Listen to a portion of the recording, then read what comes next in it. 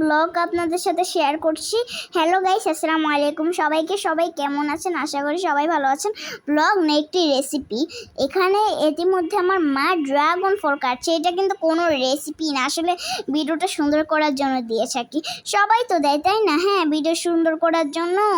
দেখুন, এখন আমার মা খোসাগুলি একটু ছাড়িয়ে নিচ্ছে। এটারও রেসিপি বলে দিচ্ছে, আপনারা শিখে নিতে পারেন।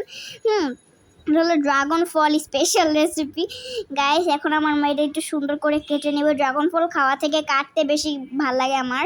হ্যাঁ, আমিও ড্রাগন ফল কাটি মাঝে মধ্যে আর কি, কিন্তু কেউ আমাকে কাটতে দেয় না।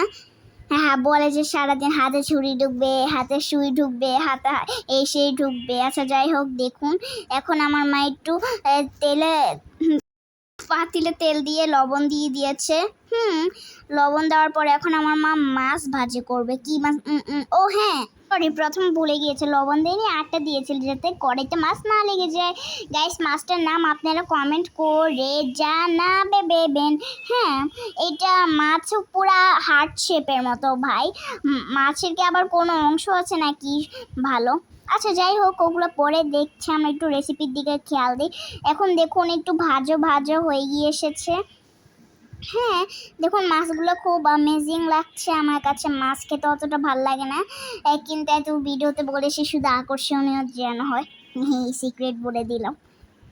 এখন গাইস আমার মা মাছগুলো উঠিয়ে নেবে এক এক করে। মাছগুলো 4-5টা পিস করেছিল তো, তাই এখন আবার কাঁচামরিচ কুচি এবং পেঁয়াজ কুচি দিয়ে দিল।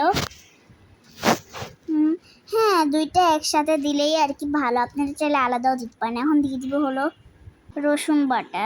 হ্যাঁ, রসুন বাটাটা দিলে খেতে আর একটু মজা লাগে। এখন এখানে আবার উপকরণ দিয়ে দিল, মানে মশলার ইয়েতে। এখন আবার এখানে 1 গ্লাস পানি দিয়ে দিল। 1 গ্লাস না, 1 বাটি বলা যায়। এখন দেখুন, এখন আমার মা একটু ঢাকনা দিয়ে ঢেকে দিল। এখন দেখুন এগুলো বাবলসের মতো ফুটছে, দেখতে পাচ্ছেন আপনারা গাইস। হ্যাঁ, এখন মাছগুলো দিয়ে দিব। আমি ভেবেছিলাম ফিশ ফ্রাই করবে, কিন্তু তো মাছ করছে। মাছগুলো দিয়ে দেওয়ার পরে এখন আমরা একটু ঢাকুনা দিয়ে দিব। হ্যাঁ, ঢাকুনাটা সরিয়ে ফেলবো। তখন দেখি তো হয়ে এসেছে।